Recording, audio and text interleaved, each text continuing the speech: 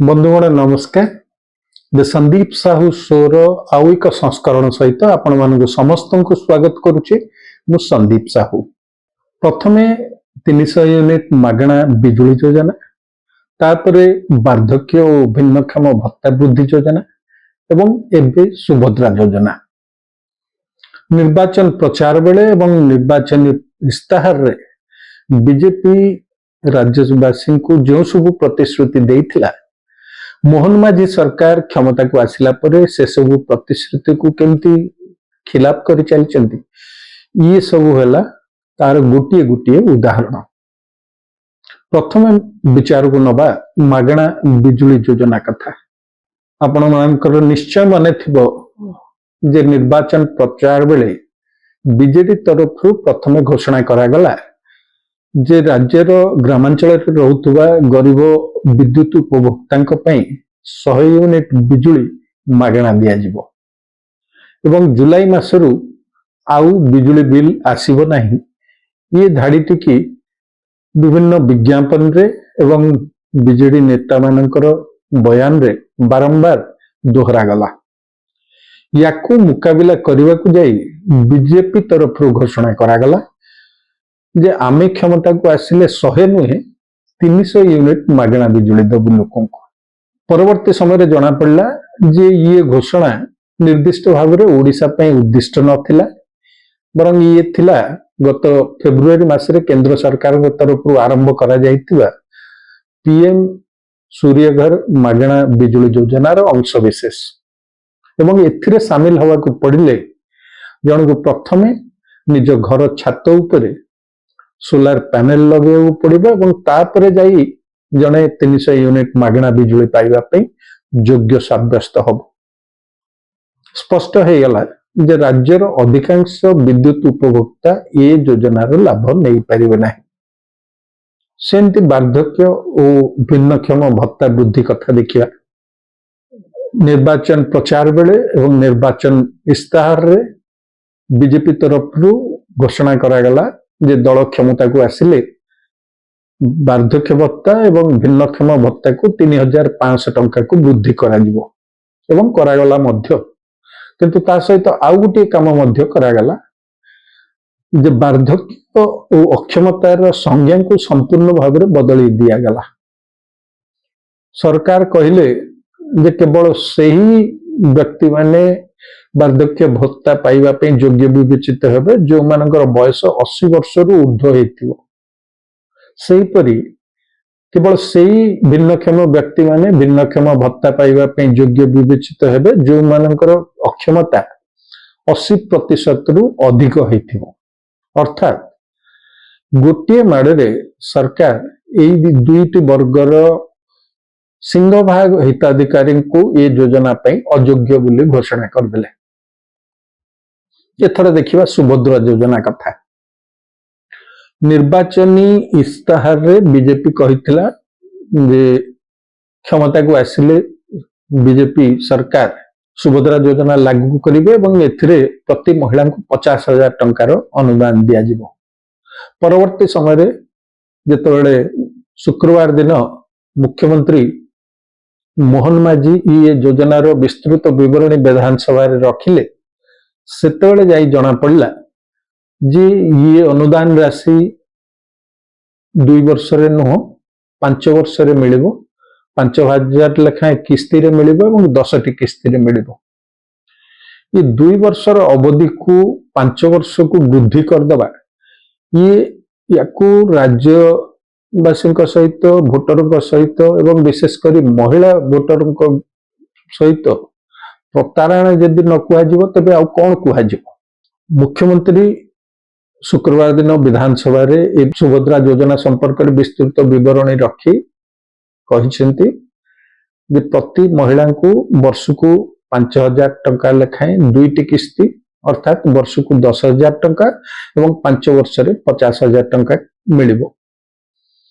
2टी किस्ती रु प्रथमटी राखी पूर्णिमा दिन एवं द्वितीयटी आंतर्जातिक महिला दिवस अर्थात मार्च 8 रे मिलिबो। एवं लक्ष्य करियार कथा जे मोहन माझी सरकार ଜୁନ 12 ଶପଥ ନେଲେ ଏବଂ ଶପଥ ନେବାର ଅଳ୍ପ ସମୟ ମଧ୍ୟରେ ନିଜର ପ୍ରଥମ କ୍ୟାବିନେଟ ବୈଠକରେ ହିଁ ସୁଭଦ୍ରା ଯୋଜନାକୁ ଅନୁମୋଦନ କଲେ। କିନ୍ତୁ ସୁଭଦ୍ରା ଯୋଜନାର ନିୟମାବଳୀ ଆସିଲା ଯାଇ ପାଖାପାଖି 2.5 ମାସ ପରେ ଅଗଷ୍ଟ 23ରେ ଏବଂ ରାକ୍ଷୀ ପୂର୍ଣ୍ଣିମାର 4 ଦିନ ପରେ। ବର୍ତ୍ତମାନ ପ୍ରଶ୍ନ ଉଠୁଛି ଯେ ରାକ୍ଷୀ ପୂର୍ଣ୍ଣିମାରେ এই ହିତାଧିକାରୀ ମାନେ ଯେଉଁ ପ୍ରଥମ କିସ୍ତି ପାଇଥାନ୍ତେ ସେଟା ତାଙ୍କୁ ମିଳିବ ନା ନାହିଁ ଏବଂ ଯଦି ମିଳିବ ତେବେ କେବେ ମିଳିବ? ଯଦି ତାଙ୍କୁ ପ୍ରକୃତରେ ये किस्तीटी न दिया जाए तेबे सेमाने निज अनुदान संपूर्ण भाव में पाई परिबेनि से तो गोटे कथा। ता छड़ा बीजेपी सरकार मध्य निज प्रतिश्रुतिर खिलाफ करिवे एथिरे संदेह नहीं। किंतु कथा केवल 5,000 टंकार गोटे अनुदान किस्ती हरैबा भितर सीमित होइकि रही नाही। सुभद्रा योजना पे सरकार तरफ जो शर्तावली घोषणा करा जायछि से शर्तावली को लक्ष्य कले स्पष्ट हो जाउछि जे राज्यर अधिकांश महिला ये योजनार लाभ पाई परिबे नाही। प्रथम शर्त हैला हिताधिकारी बयस 21 रु 60 वर्ष मध्य हेथिबो। एभली बयस सीमा को आधार रे निर्धारण करा जायछि से कथा सरकार स्पष्ट करि नाहंती। किंतु एथिरे संदेह नाही जे मागणा बिजुली योजना एवं वार्धक्य भत्ता वृद्धि योजना भली सुभद्रा योजनार नियमावली प्रस्तुत कला बेले मध्य सरकार मुख्य लक्ष्य रही जे केमिति संख्याधिक संभाव्य हिताधिकारी को ए लिस्ट रु बाद दिया जाय परिबो। 21 वर्ष रु कम एवं 60 वर्ष रु ऊर्ध्व बयसर महिला कौन अनुदान आवश्यकता नहीं? से माने कौन स्वावलंबी हवा पई योग्य नुहंती? तेबे को आधार रे सेमानकु बाद दिया जायछि? मुख्यमंत्री कहिसेंती जे सुभद्रा योजना होउछि महिला सशक्तिकरण क्षेत्र रे एक जुगांतकारी पदक्षेप। किंतु संख्याधिक महिला को ये योजना बाहर रखी सेमानकु एथरु वंचित करी सरकार की प्रकार महिला सशक्तिकरण करने को चाहते से कथा बुझा पड़ू नहीं। सरकारी चाकरी करथिबा एवं आयकर दौथुआ महिला को ये योजना रु बाद दबा एटा संपूर्ण युक्तियुक्त एथिर कोनोसी द्विमतर अवकाश नहीं। किंतु अन्य योजना रे मासिक 1500 टंका बा वार्षिक 18,000 टंका अनुदान पाउथुवा जने महिला कहीं सुभद्रा योजना रु वंचित हो तार कोनोसी युक्तियुक्त कारण मु खोजी पाउ नाही। मुख्यमंत्री कहिसेंती जे ये योजना रे राज्यर 1 कोटी रु अधिक महिला उपकृत हेबे। किंतु 21 रु 60 वर्ष बयस सीमा बाहर थिबा एवं मासकु 1500 टंका अनुदान पाउथुवा महिला को बाद देला परे मध्य 1 कोटी लाभार्थी कोठु आसीबे से कथा स्पष्ट हो नाही।